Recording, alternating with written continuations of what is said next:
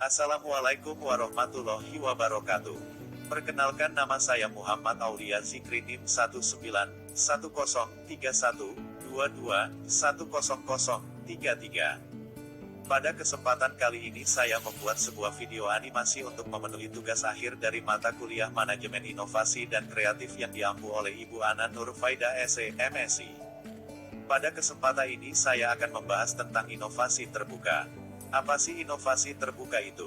Open innovation atau inovasi terbuka adalah suatu proses di mana orang mencari dan mengkomersialkan ide-ide inovatif yang berasal dari luar organisasi.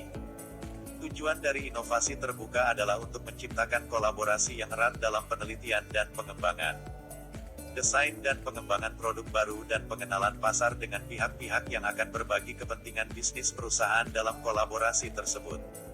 Keuntungan dan kelemahan inovasi terbuka. Yang pertama, ada keuntungan inovasi terbuka.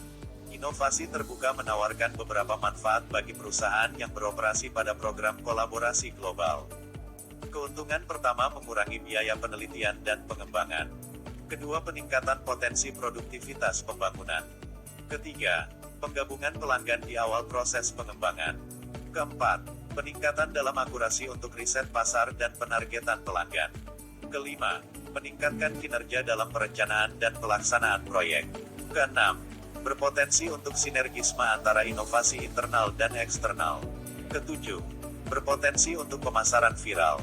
Kedelapan, transformasi digital yang ditingkatkan. Kesembilan, berpotensi untuk melengkapi model bisnis yang baru. Terakhir atau yang ke-10, memanfaatkan ekosistem inovasi.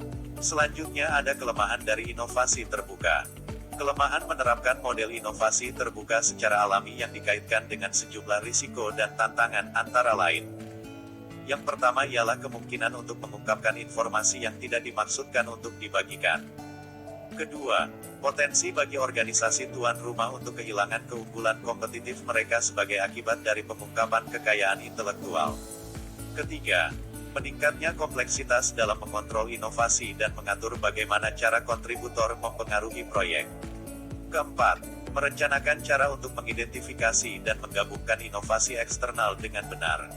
Kelima, menyelaraskan strategi inovasi untuk melampaui perusahaan untuk memasarkan hasil dari inovasi eksternal. Prinsip dan faktor keberhasilan inovasi terbuka. 1. Prinsip inovasi terbuka.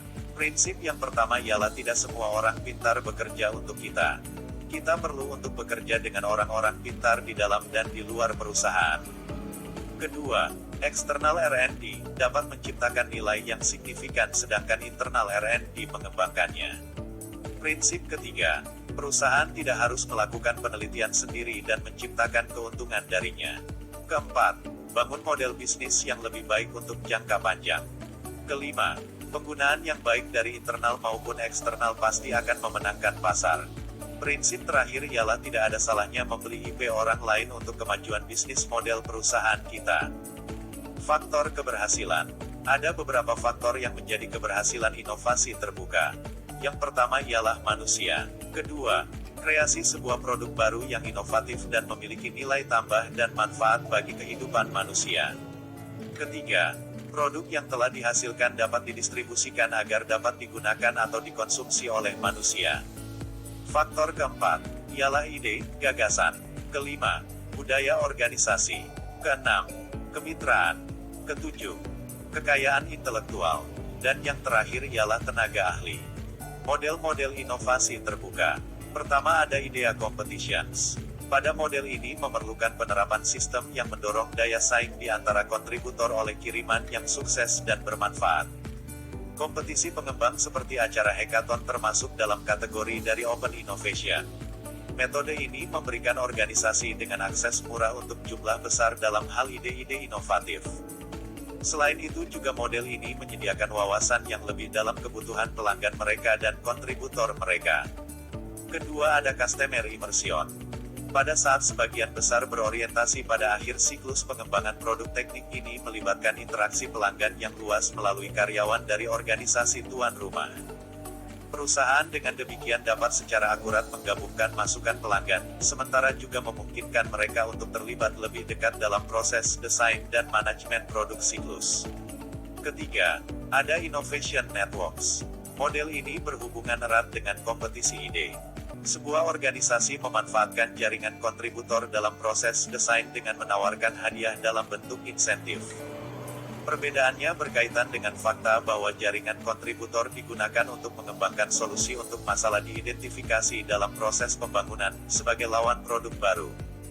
Penekanan harus ditempatkan pada menilai kemampuan organisasi untuk memastikan penciptaan nilai dalam open innovation. Yang keempat ada InScience.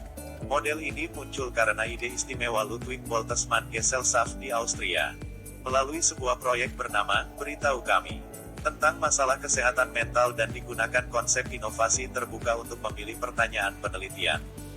Lembaga ini juga meluncurkan Lab Open Innovation dalam ilmu, dengan tujuan untuk mengajar 20 ilmuwan yang dipilih konsep Open Innovation selama 1 tahun.